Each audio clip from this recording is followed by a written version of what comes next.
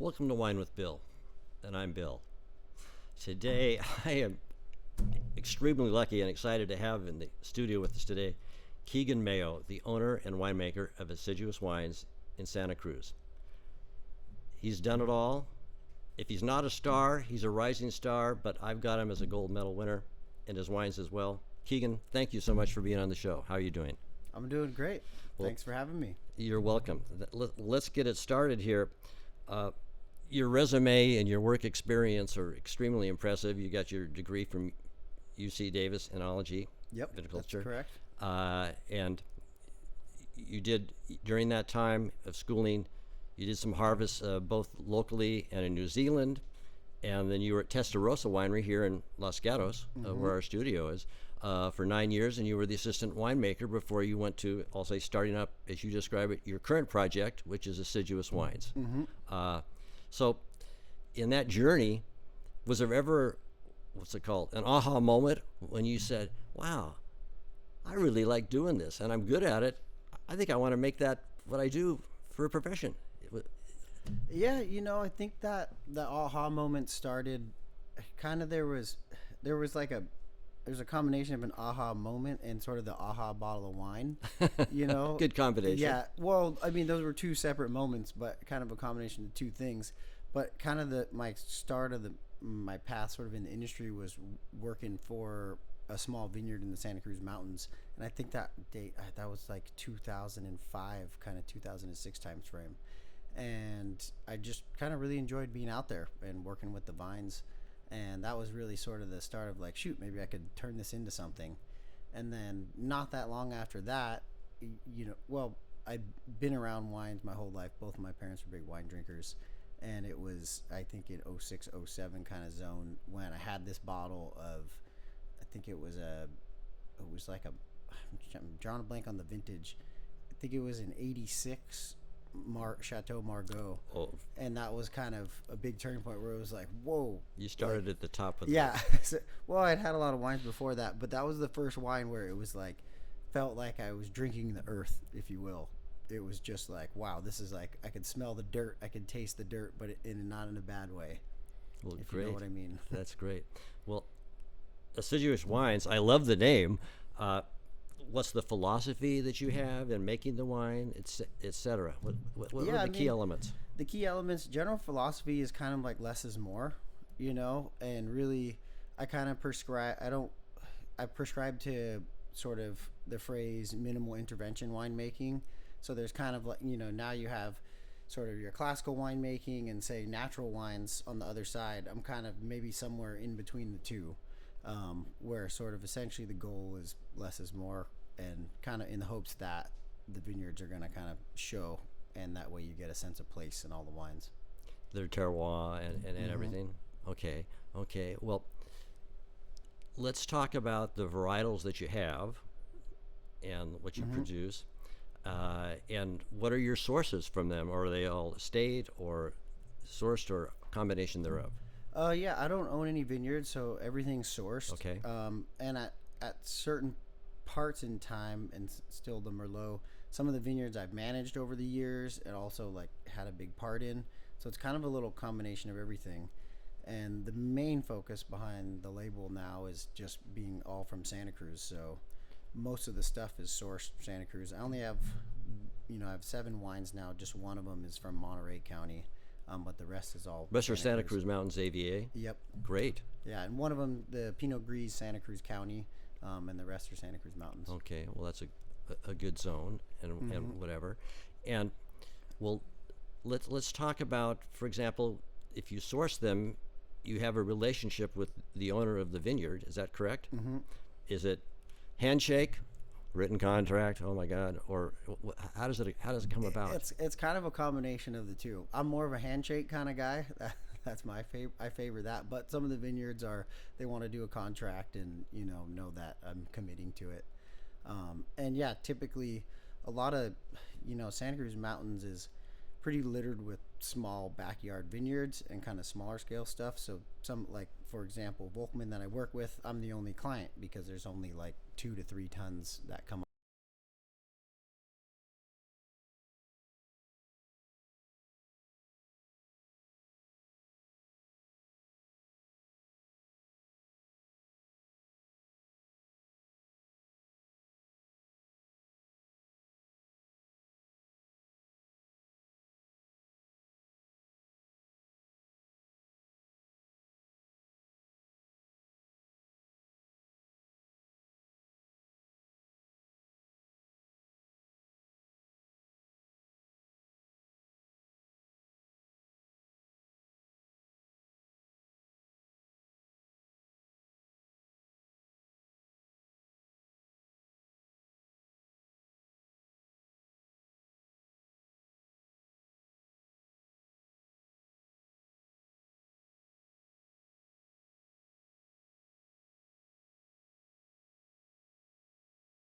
vineyard, but don't have the time or kind of the bandwidth to take care of it. So that's kind of solely what their company focuses on. And I actually work with them on a few of the different vineyards that I source from. And so they take care of the grapes, and they're really good at what they do. Like, I'd like to say I have a lot of input, but usually it's just like, hey, you guys are doing great. Let's keep working with what we're up to. And pretty much with them, if I have like an idea or something that I want to do different in the vineyard, I'll bring that up. You communicate with them. Yeah, I communicate with them and say, hey, let's try to make this happen. And then certainly as harvest is approaching, I'm kind of in the vineyard once a week or even sometimes twice a week, just working on the harvest date and coming up with that. Now, we'll talk in more detail later about the varietals you have, but all the winemakers I've talked to informally or on this show, they kind of use a bad word when they say when the harvest all comes in, all blank breaks loose, and do you have this whole cluster of literally there's four varietals are coming in and it's all men on deck? Is it just going busy? Yeah, it really depends on the year. Like, that'll change season to season. I would say 2023, for example, was one of those years where just last year. Yeah, just last harvest. It was pretty full on because we had such a cold summer and all the ripening was really pushed back, and it just seemed like everything was late and ready to go all at once. It was kind of the busiest I've been in the winery in quite some time. Usually because I work with so many varieties and different, like, sub AVAs within Santa Cruz Mountains, that it's like, oh, the Pinot Gris comes first, and then the right, Pinot, the order. Yeah, usually the order is kind of a little more spread out, but this year it was really condensed. Okay, more so than usual. Yeah, well, you can't control certain things. Nope. You got to be flexible. Well, let's talk. If you can just recite for me here all the varietals that you have in your current vintage, or the range of them, starting with your whites and all the way up to the top of the reds. Okay, yeah. Starting with the whites, current vintage on all the whites is 2022, and I've got a Chardonnay, I've got a Pinot Gris, and I've got a Gruner Veltliner. That's the Monterey white, and then on the reds, currently have two different Pinot Noirs, the Volkman Vineyard and Regan Vineyard, and then I've got Kells Vineyard Merlot, got the Bates Cabernet Sauvignon, and Black Ridge Vineyard Malbec. Okay. I don't want to put pressure on you. We were talking before we went on the set, and I said, well, it's kind of like children. Who was your favorite kid or whatever? Do you have a favorite varietal that you really, really like? Because everything from the start to the finish and the uniqueness of the grape and the finished product. That's a tough question. I kind of bounce. Sometimes it's the Pinot. I think for a little while, the Volkman Pinot has kind of been sort of my favorite, kind of darling child. Good choice. But the Bates Cab is also kind of up there for me. So, but yeah, it's kind of like saying, which kid do you like? Is it? Which child's the best? We have to be PC here. Yeah. Okay. Well, you brought some bottles here. Let's talk about them in the order that you pick. And I know our viewers and listeners like to hear about the terroir. What are the unique characteristics of each varietal and the ultimate bottling, and what food or foods to pair with them to bring out the best in the wine and vice versa with the food. Okay, yeah. The first one that we have here is the Pinot Gris, and the reason I brought that is that's kind of really been sort of like my, you call it like the cash cow wine. It started as like, okay, I want something that's easy to drink and something that's going to get out there at an affordable price for people. And that slowly just started as like, well, we'll see if this Pinot Gris, is this going to sell or not? And like right off the bat after the first vintage, it kind of just evaporated. And very popular. Yeah, it was very popular. I think 2017 was the first vintage that I did on the Pinot Gris. And right away, my broker was just like, "All right, we got to make more of this because people are really, it's really hitting well in the market and people are really digging it." So it's kind of been like, I call it the door opener wine. It's sort of in a lot of restaurants or just new accounts. It kind of cracks the door because it's friendly price point and it's just a nice, easy drinking wine. I've had this, several vintages of it, and tell us what it goes with. I'm thinking seafood.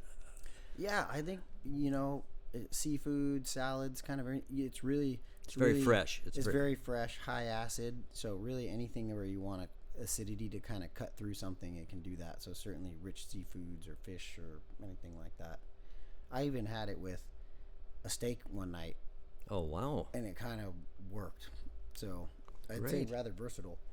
Excuse me. Let's sip of water. And can I assume, Keegan, about not only the Pinot Gris, but any of these, we can just drink it on its own without food? Certainly. Yeah. I think most of my, and you could, a lot of people will attest to this. A lot of my wine style is very kind of light-handed. I would say most of the wines, kind of signature Santa Cruz Mountains, is having a lot of acidity, which helps that pair with a lot of different foods well, but then also just like kind of lighter tannins and just sort of not so, a little more kind of European reserved style. So it just also makes them a lot easier to kind of drink on their own. Great. What's the next one in the lineup? Next bottle is the Volkmann Pinot.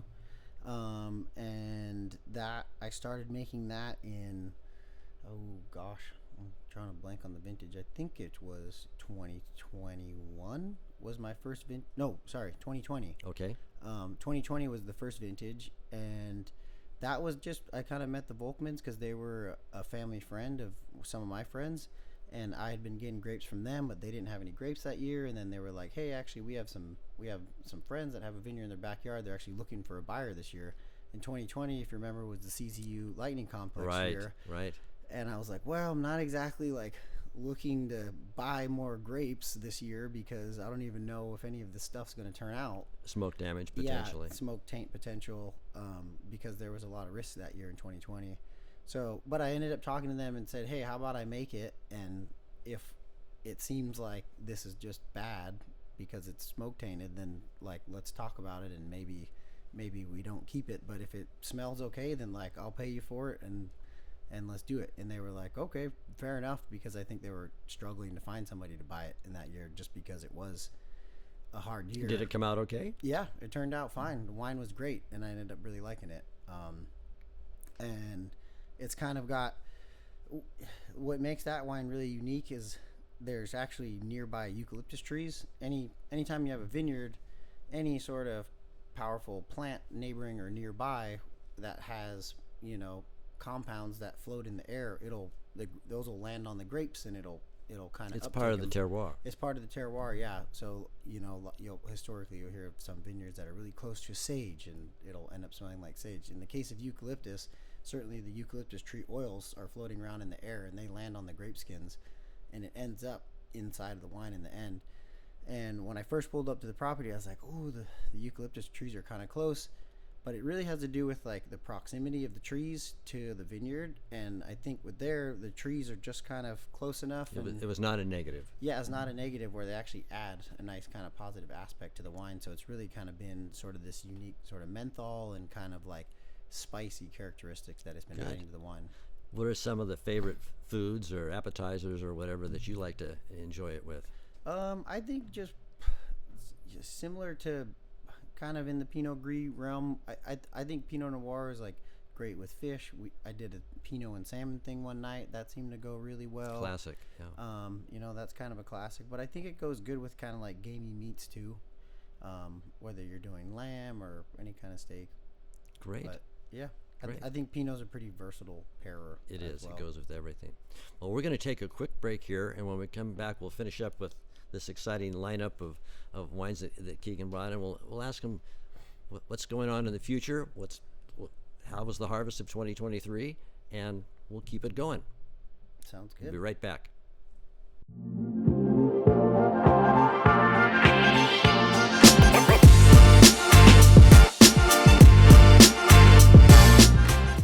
Thank you to the City of Monte Sereno for their continued support of KCAT Public Media. The City of Monte Sereno has enabled KCAT to inspire, educate, entertain, and inform our community through the magic of television and digital media for over 38 years. Thank you.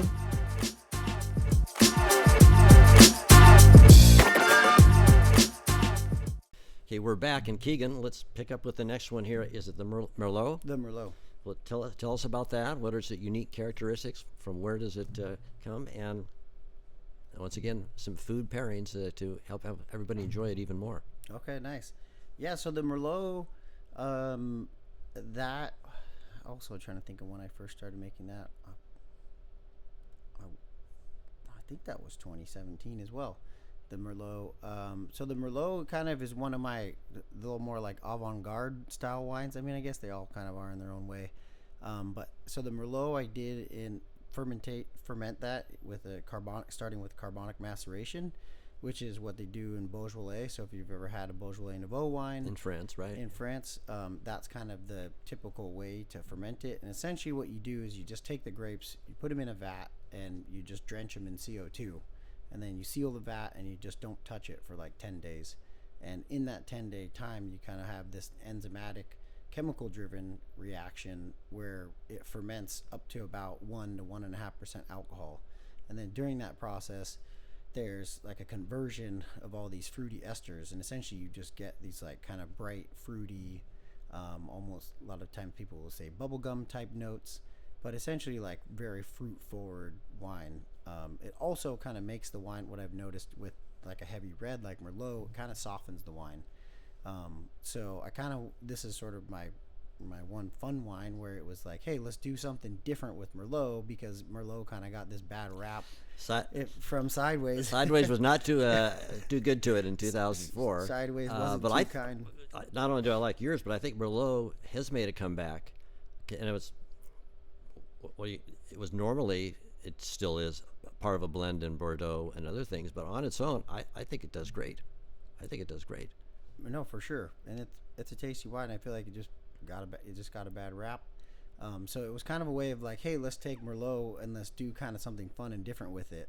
And it also, with like I was saying, with the carbonic process with that, what I found is it really kind of lightens it. And I would say if you were blind tasting the wine, it tastes a lot more like a Pinot than it does like a traditional Bordeaux blend.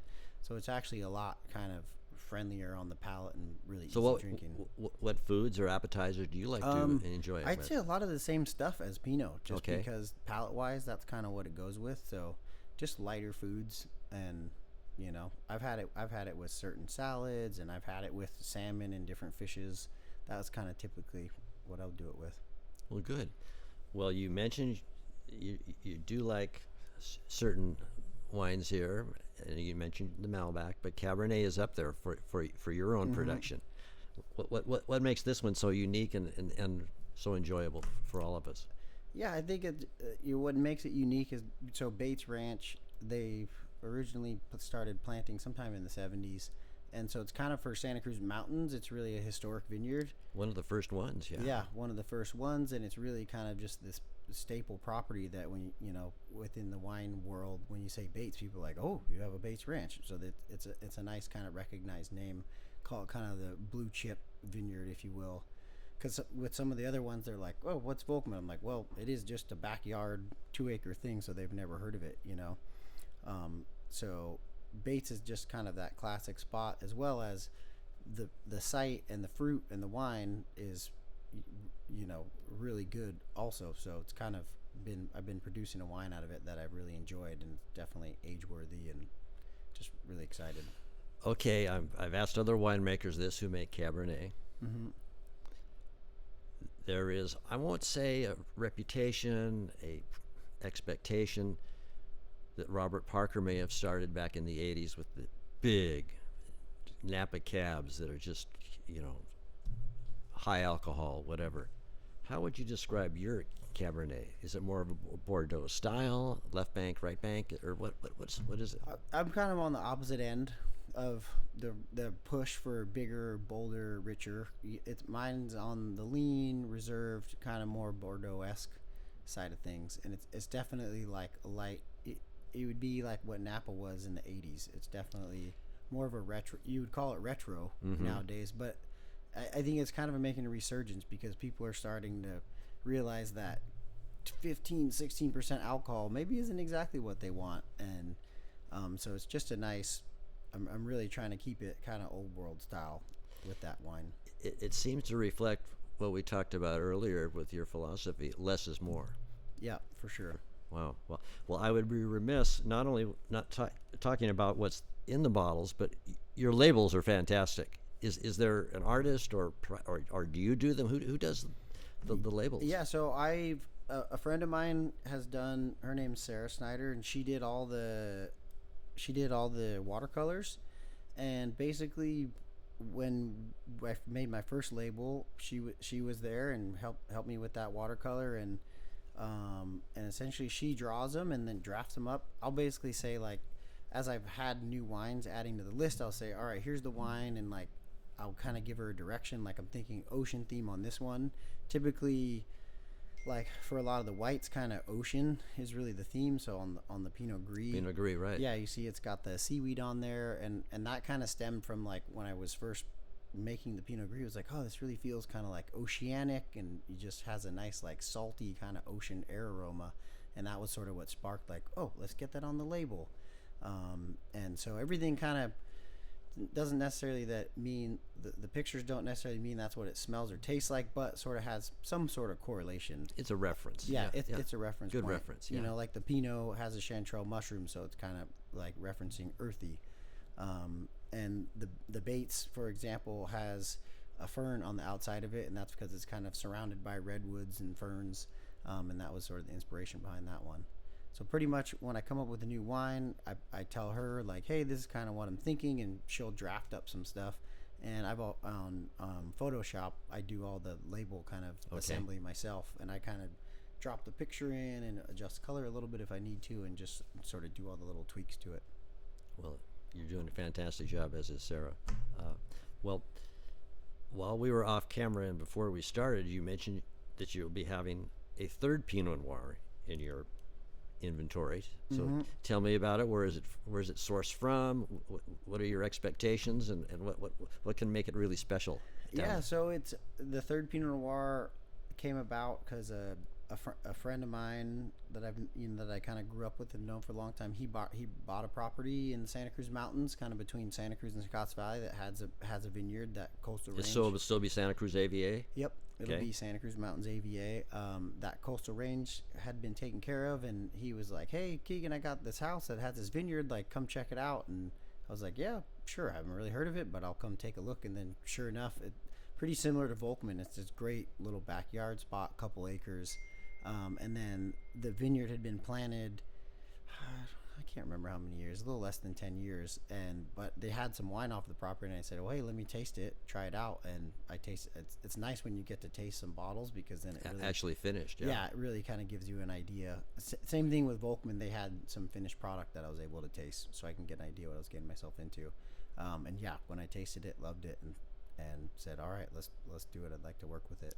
So when will the first vintage be out for our consumption? The first vintage will probably be, sometime October, November, December this coming year. And what year will it be? And it's 2023. 2023. Yep. Okay. So I harvested it this year, and so it's in barrel now.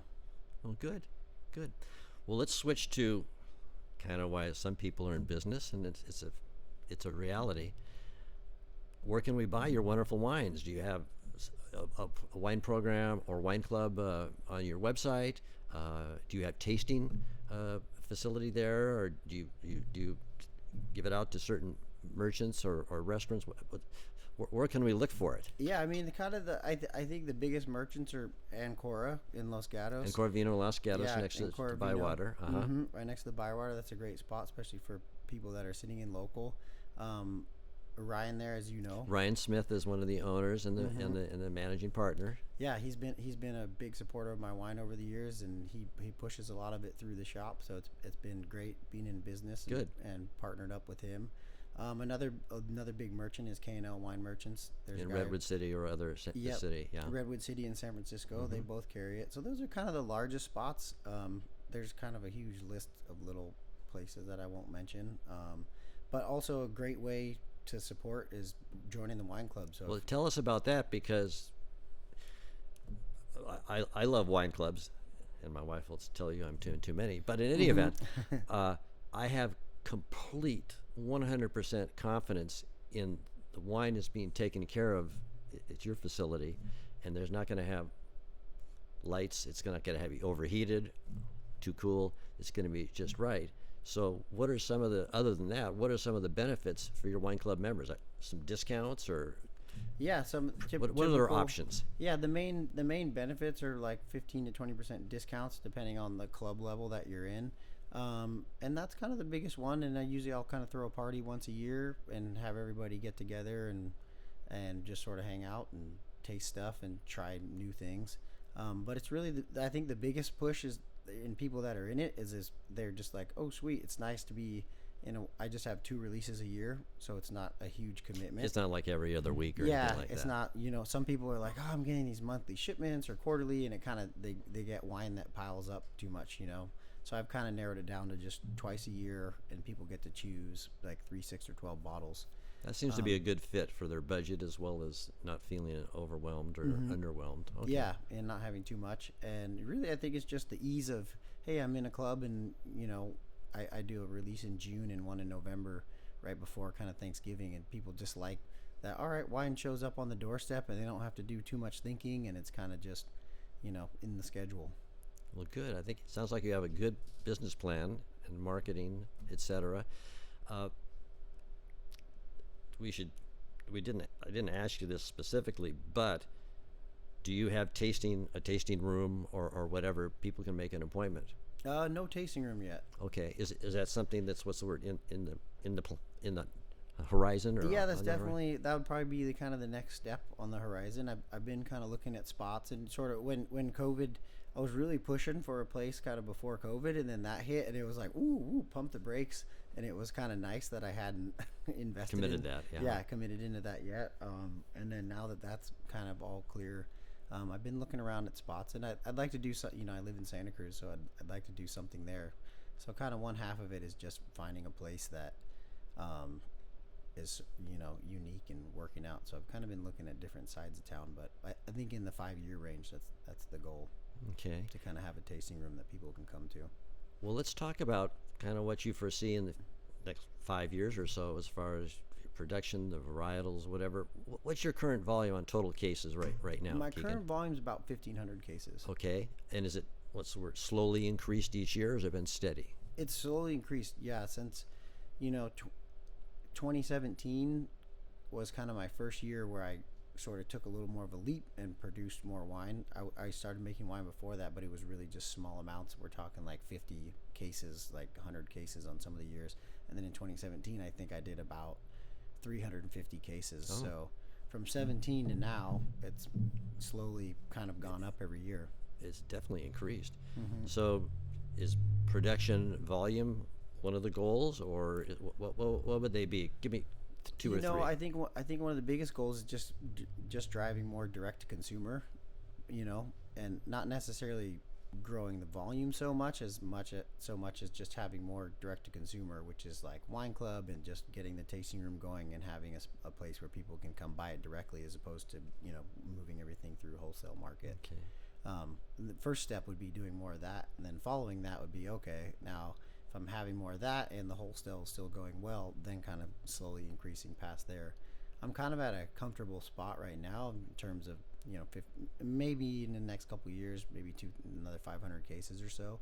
But it's definitely, I've got my hands full with how much I've been producing. Well, it sounds like you're doing a great job, and you know what? All this talk about wine, I think I'm going to home have some. Cheers. Cheers. Thanks for being on the show, Keegan. Appreciate it. Good Thanks luck for to you. having me.